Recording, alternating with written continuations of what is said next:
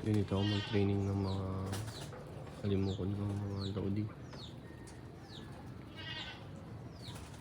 Itong isa, pinakailang to. Pinapanood ko sa kanya kung paano kumampay itong mga pangate.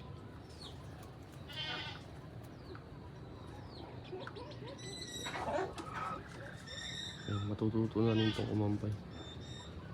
Konting tsika na lang. Natututo siya sa mga pangate. So, ito si Unad, ito si Baron. Mahusay na patian na to. Ito si Bulko. Sana maging magaling siyang pangate.